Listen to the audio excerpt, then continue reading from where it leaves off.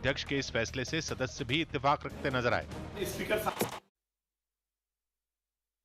और गृह मंत्री अमित शाह मिर्जापुर पहुंचे हुए हैं, जहां पर विंध्यवासिनी मंदिर के भीतर की तस्वीर आप देख रहे हैं। सीएम योगी आदित्यनाथ भी उनके साथ मौजूद हैं और मंत्रोच्चारण के साथ, विधि विधान के साथ पूरी पूजा अर्चना की जा रही है। ये तस्वीर आप देख रहे हैं और कुछ ही देर बाद विंध्यवासिनी कॉरिडोर का भी शिलान्यास करेंगे। विंध्याचल का एक कॉरिडोर किस तरह बनेगा एक बार बता देते हैं। विंध्याचल मंदिर के चारों तरफ 50 फीट का परिक्रमा पथ होगा। मंदिर की चारों गलियों को चौड़ा किया जाएगा और मंदिर तक पहुंचने वाली चारों गलियों को 35 फीट चौड़ा किया जाएगा। मंदिर के भीतर की ये तस्वीर आप देख रहे हैं, जहां पर गृह मंत्री अमित शाह सीएम योगी के साथ मौजूद हैं, पूजन अर्चन कर रहे हैं।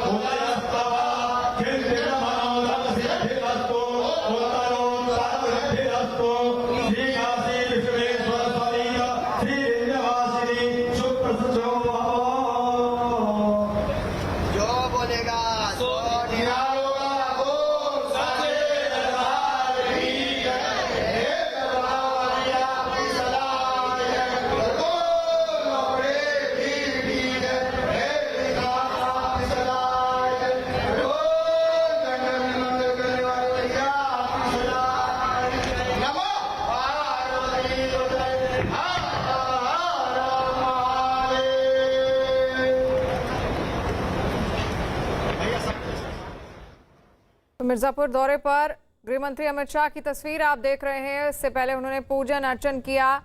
वहां विंध्यवासिनी मंदिर के अंदर वो पहुंचे। करीब 2 बजे के आसपास वो लखनऊ से रवाना हुए थे और मिर्जापुर का आज का उनका ये दौरा खास माना जा रहा है। मिर्जापुर में विंध्याचल कॉरिडोर का भी वो शिलान्यास करेंगे। 320 करोड़ का जो कि प्रोजेक्ट है।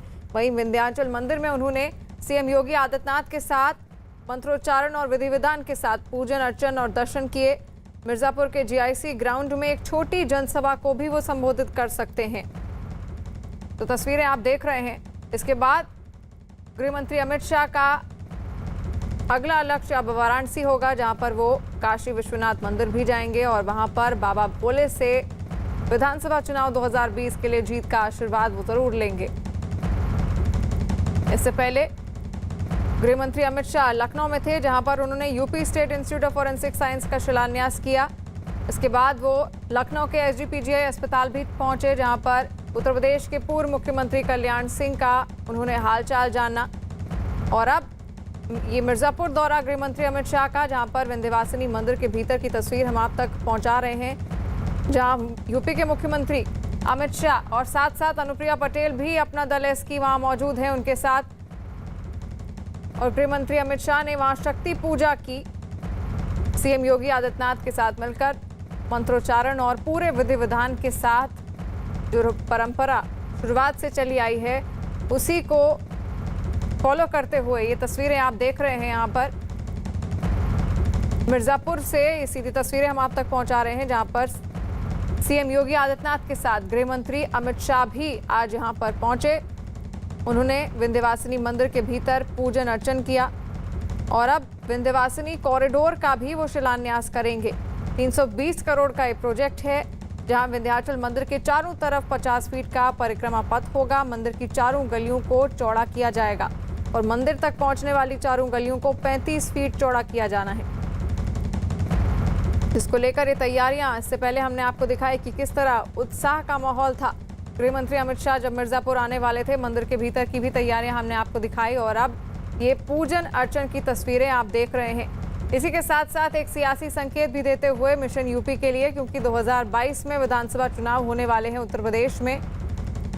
इससे पहले पीएम नरेंद्र मोदी यहां पर आए हुए थे उत्तर प्रदेश दौरे पर और अब अमित शाह का ये दौरा काफी अहम माना जा रहा है, क्योंकि इससे पहले लखनऊ में संबोधित भी किया अमित शाह ने, जब वो UP state institute of forensic science का उन्होंने शिलान्यास किया, उसके बाद उनका संबोधन हुआ और वहां से भी एक सियासी संकेत देते हुए और साथ साथ उन्होंने ये भी कहा कि इस बार भी हम बहुमत के साथ वापस लौटेंगे 2022 में। चुनावी दंगल में बाकी पार्टियों को भी न्योता देते हुए उन्होंने वहां से मंच पर कई विपक्षी नेताओं का भी नाम लिया। और अब मिर्जापुर दौरा, उपेंद्र हमारे साथ जुड़े हुए हैं। उपेंद्र, किस तरह की तस्वीर वहां से देखने को मिल रही है और सियासी जमीन अब यहां से मजबूत करने की भी तस्वीर अगर मानी जाए तो एक तरफ पूजन अर्चन तो किया, उनका दौरा तो था ही खास, और साथ साथ सियासी संकेत भी देते हुए विपक्षी पार्टियों को। देखिए, लखनऊ में वो उन्होंने मंच से जब सियासी संदेश दिया और विपक्ष को जब घेरते हुए जवाबी हमला बोला, तो ये तय था कि आज अमित शाह आक्रामक मूड में हैं गृह मंत्री। और जब वो विंध्य कॉरिडोर पहुंचे हैं, तो विंध्य में जब पूजा अर्चना की है, तो आप उसका संकेत समझिए कि मैं जैसा बता रहा था कि प्रयाग, विंध्य, काशी, इसके ये केवल एक रोड, एक सड़क नहीं है, एक क्षेत्र नहीं है। ये भाजपा के लिहाज से, संगठन के लिहाज से ये काशी क्षेत्र है, लेकिन इसका महत्व 156 सीटें हैं और जिसमें सीधे 60 सीटें सीधे तौर पर जुड़ी हैं। यानी कि जिन 60 सीटों के में रहने वाले लोगों के महादेव और अधिष्ठात्री देव हैं और मां विंध्यवासिनी अधिष्ठात्री देवी हैं और ये दरबार उनका कुल देवता का दरबार हो, तो ऐसे में आप समझ सकते हैं कि ये बड़ा महत्व रखता है ये दौरा, ये कॉरिडोर का शिलान्यास। और क्योंकि उत्तर प्रदेश चुनाव अब बिल्कुल नजदीक है और ऐसे में उससे पहले 15 दिन पहले प्रधानमंत्री का काशी आना, रुद्राक्ष का शुभारंभ करना और अब प्रधानमंत्री का 2 महीने बाद बाबा विश्वनाथ धाम यानी कि विश्वनाथ कॉरिडोर का तोहफा देना, क्योंकि अब उसका शुभारंभ होने जा रहा है, काम हो गया है। तो ऐसे में काशी टू विंध्य टू प्रयाग ये केवल एक रास्ता नहीं है, मैं फिर कह रहा हूँ कि सीटें हैं जिसको भाजपा प्रधानमंत्री के नेतृत्व में साधना चाहती है, सियासी त्रिकोण है उन सीटों का, जिसको जो है कोशिश ये है कि मन से भाजपा ये बता सके कि सत्ता जब उत्तर प्रदेश में भाजपा की नहीं थी तब क्या स्थिति थी और आज क्या स्थिति है। हमने शिव की साधना यानी कि महादेव की काशी को भी कॉरिडोर के जरिए संवारा है और अब शक्ति स्थल यानी कि विंध्यवासिनी के भी दरबार को हमने सजाया है। तो ये एक बड़ा संदेश है। सॉफ्ट हिंदुत्व की जो बात है ना, भाजपा भले ही अपने उससे ना कहे, मन से ना कहे, लेकिन जो सॉफ्ट हिंदुत्व की बात है उसकी ये एक तरीके से कह सकते हैं बेस लाइन है, उसका ये एक